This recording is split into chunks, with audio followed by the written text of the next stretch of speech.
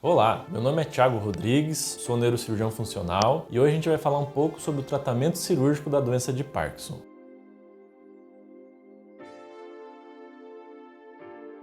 Cirurgia para a doença de Parkinson? É isso mesmo, existe uma cirurgia para tratamento da doença de Parkinson. É uma cirurgia pouco conhecida pela população de uma forma geral, e mesmo entre os médicos, poucos conhecem essa cirurgia. Porém, não é uma cirurgia nova, existe esse procedimento desde 1989, ou seja, é uma cirurgia que já se consagrou e já tem muito tempo de história. Por que ela não é tão feita? Porque ela é feita só em alguns centros que têm uma equipe especializada, então isso é necessário para essa cirurgia ter toda uma equipe preparada para realizar esse procedimento, que inclui neurologia, neurocirurgião, fisioterapia, a capacidade de realizar as programações pós-operatórias, que são muito importantes para o adequado resultado, e dessa forma uma cirurgia que necessita uma certa especialização para ser realizada. Para falar sobre o tratamento da doença de Parkinson, antes a gente vai fazer uma breve introdução sobre o que é a doença de Parkinson. A doença de Parkinson é uma das doenças mais comuns da população idosa no Brasil. A gente estima que cerca de 1% das pessoas acima de 60 anos de idade tenham essa doença. É uma doença neurodegenerativa. O que é isso? Alguns neurônios, numa região específica do cérebro, começam a morrer. Essa região a gente chama de substância negra. Com a morte desses neurônios, ocorre uma série de distúrbios cerebrais. Os mais marcantes são os distúrbios cerebrais da parte motora, que é o que caracteriza a doença. Para saber se um paciente tem doença de Parkinson ou não,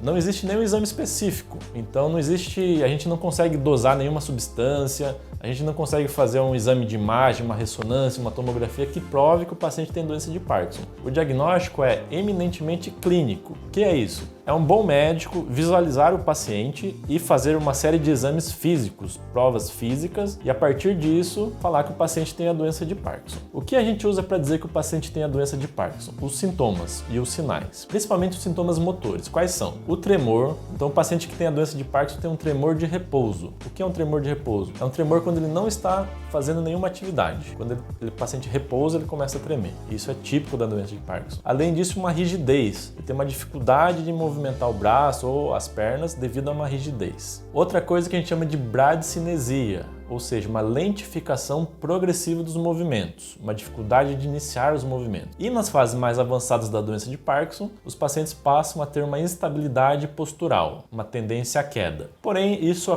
acontece somente nos casos mais avançados, onde o diagnóstico já está claro. Muitas vezes no início da doença é difícil fazer o diagnóstico. Deve-se acompanhar o paciente por algum período e a partir dessas observações a gente consegue estabelecer com mais eficácia se o paciente tem ou não a doença de Parkinson. Após realizado o diagnóstico, o mais importante é tentar fazer com que esse paciente tenha uma qualidade de vida adequada. Como que a gente consegue isso? Através de uma série de tratamentos. Inicialmente, orientação, fisioterapia para a doença de Parkinson é uma coisa imprescindível, então os pacientes devem se exercitar e devem fazer fisioterapia, e a gente tem também o tratamento medicamentoso. Muitas vezes no início da doença a gente evita começar o tratamento com os derivados da dopamina, com a levodopa propriamente dito, que no mercado a gente chama de Prolopa. Então, geralmente a gente evita começar com Prolopa e começa com algumas outras medicações. Porém, o principal medicamento para tratamento da doença de Parkinson é o Prolopa, que deve ser dado de forma adequada. Existe uma série de apresentações diferentes do Prolopa no mercado,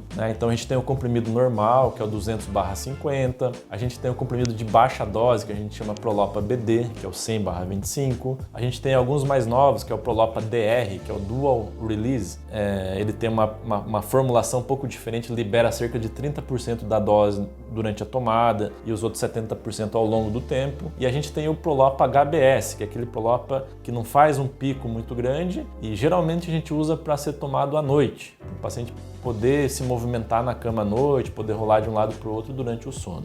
Depois de todas essas otimizações, essas alterações no tratamento que a gente pode fazer ao longo da doença, mesmo assim muitos pacientes não têm uma qualidade de vida adequada. Por quê? Porque a doença continua evoluindo. Então, no começo é fácil tratar, no começo o Prolopa tem uma resposta muito efetiva, porém ao longo da doença ocorre o que a gente chama de flutuações motoras com o uso do Prolopa. Quais são essas flutuações? O Prolopa, o efeito da medicação começa a durar muito pouco tempo. Então o paciente consegue ter uma movimentação relativamente adequada em vigência do uso de Prolopa, porém a duração do efeito se torna pequena. Esse é um tipo. Outra coisa que pode acontecer é um fenômeno que a gente chama de congelamento, né, do inglês freezing. Então o paciente está com uma movimentação adequada e de repente ele não consegue mais se movimentar de forma súbita. Isso pode acontecer também ao longo da doença. O paciente pode apresentar as famosas discinesias. O que são isso? Ele toma o comprimido, o remédio, ele começa a ter um efeito adequado, começa a conseguir se movimentar de forma relativamente adequada, porém depois de um certo tempo ele começa a ter movimentos involuntários, que simulam uma dança. Depois ele volta a se movimentar de forma adequada e depois ele começa a ficar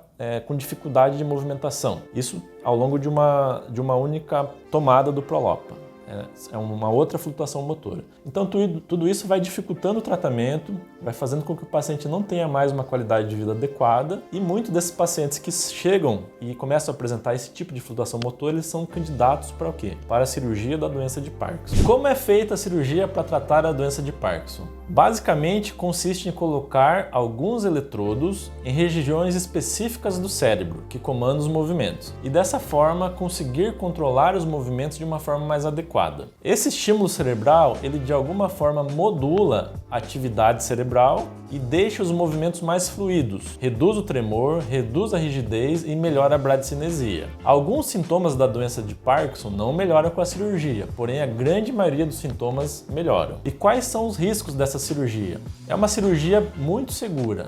Existem alguns riscos, principalmente infecção do sistema, hemorragias do sistema nervoso central e basicamente o risco do mau posicionamento. Uma cirurgia bastante delicada, bastante complexa, onde o eletrodo deve ser muito bem posicionado para ter uma resposta adequada. E depois da cirurgia, como é o acompanhamento? Bom, basicamente, após a cirurgia, esse eletrodo que foi implantado nessa região específica do encéfalo, ele deve ser programado. Então é necessário fazer algumas consultas de ajuste desse aparelho. O aparelho, que consiste nos dois eletrodos, geralmente conectados ao neuroestimulador, fica totalmente implantado no doente. Então o doente fica com esse aparelho por muitos anos. Existem diversos aparelhos no mercado, alguns que são recarregáveis e outros que são não recarregáveis. Os não recarregáveis têm como grande vantagem o fato que o doente não precisa se preocupar em recarregar. Geralmente eles duram em torno de 4 a 6 anos de vida útil. Depois desses 4 a 6 anos, deve-se trocar apenas a